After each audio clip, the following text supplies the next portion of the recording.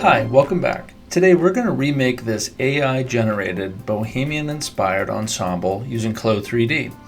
We're going to use AI-generated patterns from Adobe Illustrator, and we're going to use the Modular Library in Clo 3D to create the top. Let's jump in. To start with, I entered this prompt, and it gave me this fashion sketch and this AI-generated image. Now let's open the Modular Library. Locate the button down folder, double-click the front, and double-click the back. And this one has a yoke across the back, so it's perfect for what we're doing. And we need to make that same yoke on the front. Before I begin, I'm just going to tell you I will reference the following tools. The selection tool will be A, the edit pattern tool will be Z, the add point tool is X, and the internal line is G. So I'm just going to refer to them like that. First, we need to separate the placard from the shirt. So with the Z tool, select the placard edge here, right click and choose Cut and Sew. And then I noticed that the yoke on her shirt goes across the top of the bust. So I'll create an internal line across mine here. And then select that with the Z tool and choose Cut and Sew.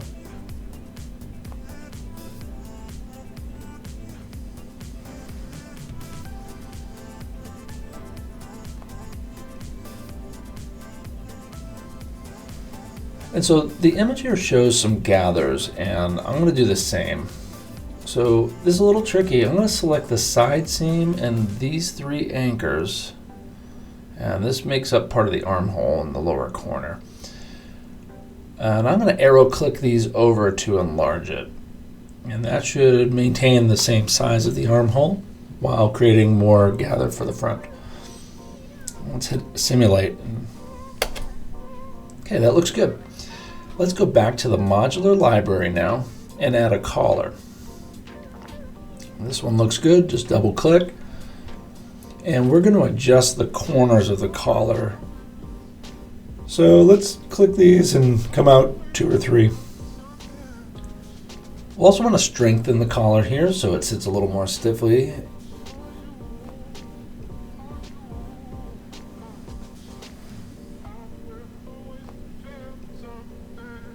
Now let's unbutton the top. Go to the button selection tool and click on these buttons here. Right click and delete.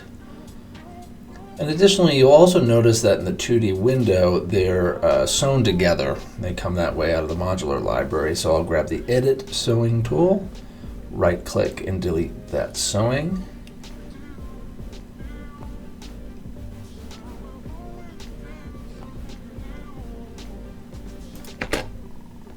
Okay, looks good when you simulate that. For more on buttons, go up to my button video here. It explains how they all work. Now let's make the bishop sleeve. I'm going to start with this oversized rectangle. And I'm going to add some points to the middle and close to the sides. And as I shape this one, just check out my video here on creating sleeves. You can find it both in the t-shirt video and in the sweatshirt video here. Okay, I'm making big sleeve caps, and I think these will look okay. They should be big enough to cover the armhole, probably be a little larger.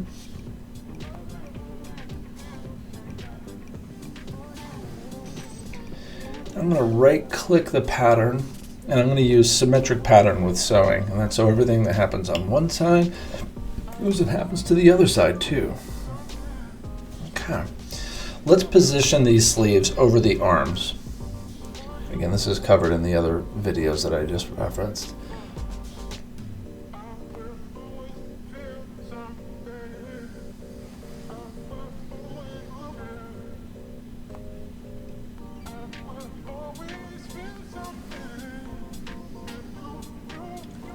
Okay, I'm going to use the MN segment sewing tool to sew these together.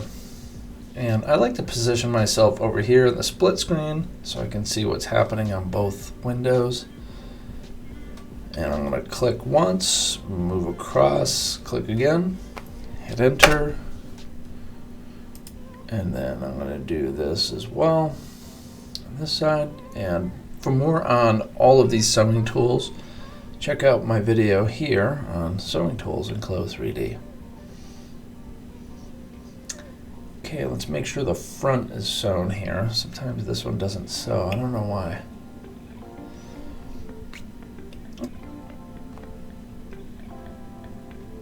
Okay, let's simulate. Great. All right, now let's sew across the seam with the segment sewing tool. Okay. And these bishop sleeves are short, so let's adjust the length.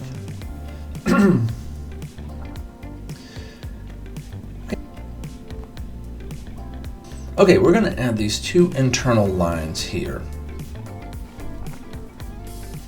And these are going to create little tiny gathers for the sleeves. You can see it here in the original design. This is what we're going for.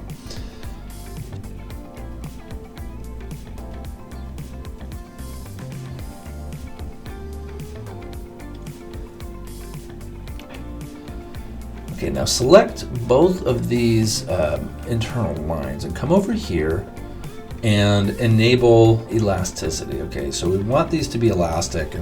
Okay, so let's lower the ratio a little bit and increase the strength and see what these look like. What they're gonna do is suck them tight to her arm, hopefully. Let's simulate. Okay, that looks pretty good. Now let's work on the waistband. We're gonna try and match the height here with a rectangle that looks similar. And we're gonna go wider than the waist for now.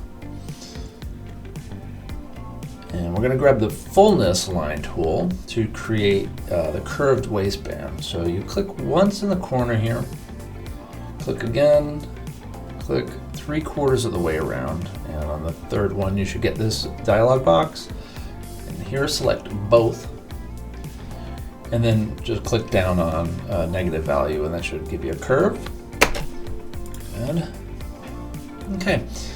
Let's pin the shirt together over here in the 3D window, and that's going to gather the shirt so that our waistband doesn't fight with the shirt. And we're going to use the tack tool. And this is a real quick and easy way to cinch everything together. It's pretty self-explanatory. You click once, move over, and click again, and that's going to tack or pin across these two sections. And yeah, let's simulate. That looks pretty good. That's enough to pull it in tight.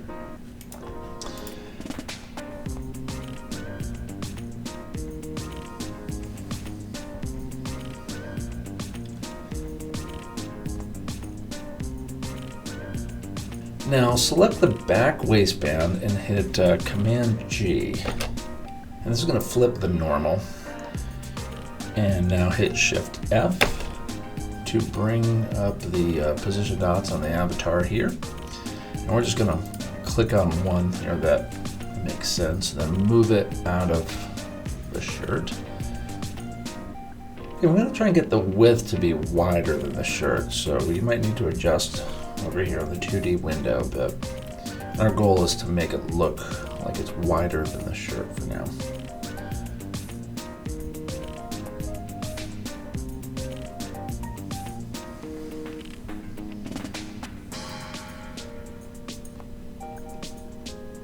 Okay, and select both of these. We'll go down and we're going to make the layer 1. It gives you this warning and it just says it's going to turn green and you should turn it back later. Basically, that's just going to layer it on top and makes it so it doesn't fight with the layer underneath. You can simulate, and okay, it looks like it's starting to drop a little bit. Undo. And now we can adjust the waist, and of course I didn't sew across the side seams here.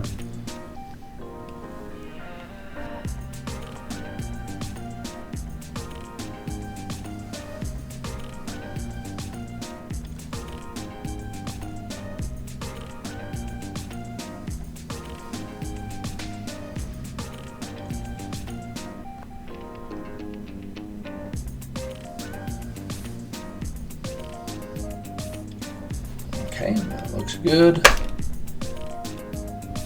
Okay, now it's held up. Now we may need to strengthen this later. I'll just do it now.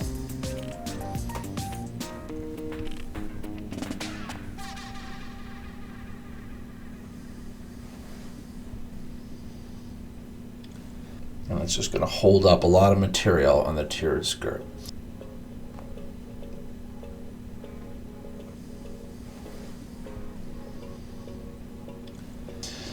So now let's create an extra wide rectangle, and I'm going to make one that's about arms width wide, and that's just going to be the front. And I'm trying to match the height that's in my AI image. And then I'm going to add this internal line a few inches from the bottom. Okay, copy and paste the same pattern to the left, and I'm going to adjust these in the 2D window. And everything on the left is going to be the back, and everything on the right is going to be the front. That will help me keep track later. Okay, now let's create 4 more subsequent larger patterns, and you can copy and paste these if you want, and then adjust.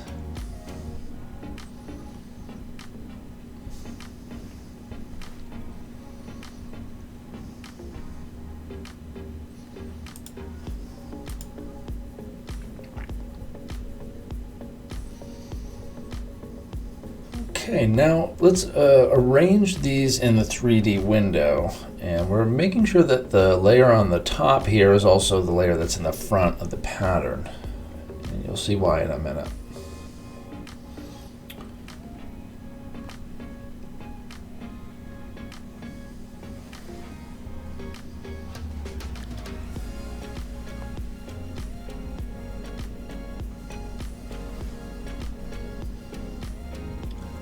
And let's, over here in the 2D window, it's just easier to segment sew these together.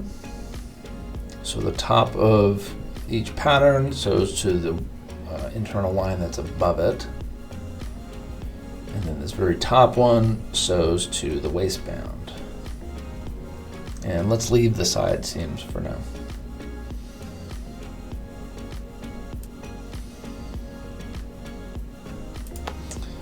Okay, let's simulate. Okay, give a little pull here. That looks pretty good. And if your waistband begins to sag, definitely strengthen it, or go back and make it a little smaller and tighter. Now let's segment sew the side seams in the pattern 2D pattern window.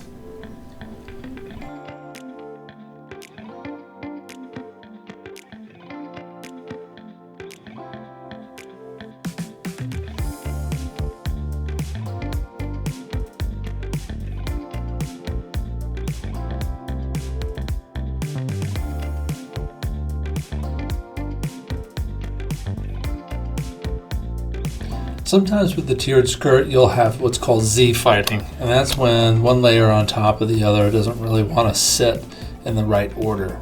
So now we can use our knowledge of layers to fix this. For example, I'll shift select both of these bottom layers, and I'll make those 1, and then hit enter and OK on that. And then as I go up, I'll shift select these 2, make that layer 2, and so on.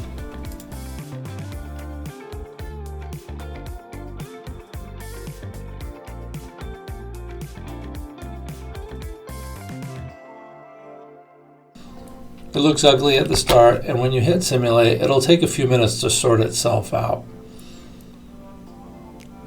What you should start to see is some results that fix these wrinkles, and you can help it along by tugging on them too. Also, if you get a real stubborn one like this, you can shift select and freeze the layers above it temporarily, and then simulate again, and that'll make pulling on this a little more reasonable. I say I've gotten rid of that wrinkle now. I can go back, unfreeze these, and then change all of these layers by selecting all of them and bringing it back to layer 0. And now the Z-fighting should have taken care of itself, and we just have some other little bits to pull down and kind of sort in place. Good for now. And now let's add some embellishments and patterns. So the surface design for this is something I made in Adobe Illustrator. And I went over here to Object, Pattern, And I went to this generative version of Pattern Maker and I entered this prompt. And flowers and sprigs, flat, single color, it's pretty standard. So I didn't really feel like I needed to make anything really specific for this. And by the way, I did this all in a 1000 by 1000 pixel width document. I'm going to draw out a rectangle for that pattern, and there it is. And then we need to make some adjustments.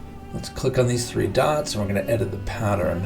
And if you go into the layers here and drill all the way down to the bottom, we can turn off that layer. That looks pretty good. But before I do that, actually, let me go back and click out of there. We need to make sure this repeats. And so we don't want any weird gaps or bands. So what I'm going to do here is adjust the size of this rectangle so that in some way, one side of the pattern repeats or picks up the other side. So we want, say, these flowers or sprigs to be the next thing that happens right here on top. Same thing for the sides.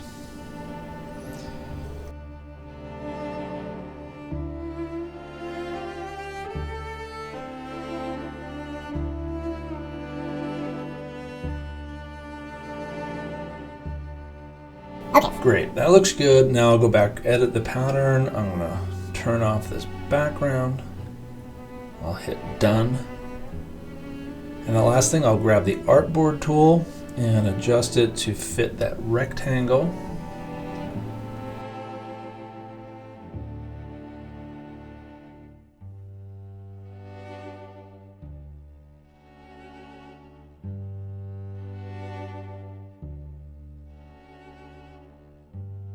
And then I'm going to go and export a PNG file.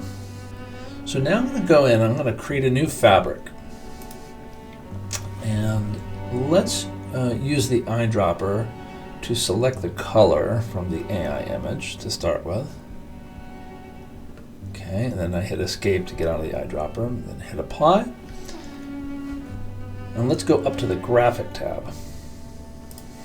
And let's add a graphic. We're going to choose the one that we just made, and then we can drag it on top of the pattern.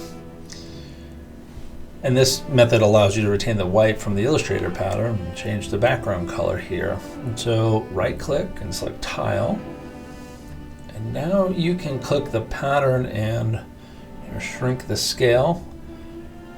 And you can see now why it's important to have a good repeat pattern. It's approximate. It doesn't have to be perfect, but we just don't want any weird trams or alleys in there.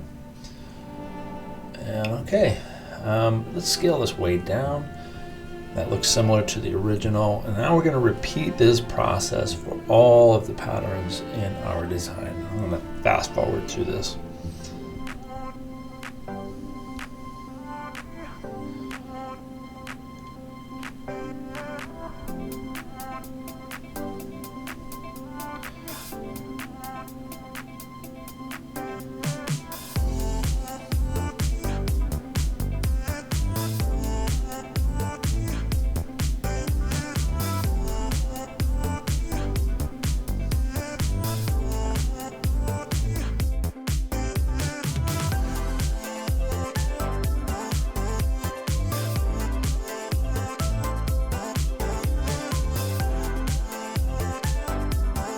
And the last one I want to do is I'm going to go over to the 2D window, and I'm going to grab this top stitch tool, and I'm going to select the bottom edge of each fabric. Let me zoom in over here to show you.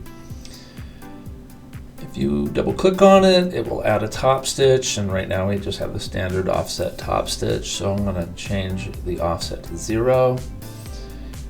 And then you go down to the specific specifications area down here, and you can change the shape to a bar tack. All right, and that little detail makes a big difference.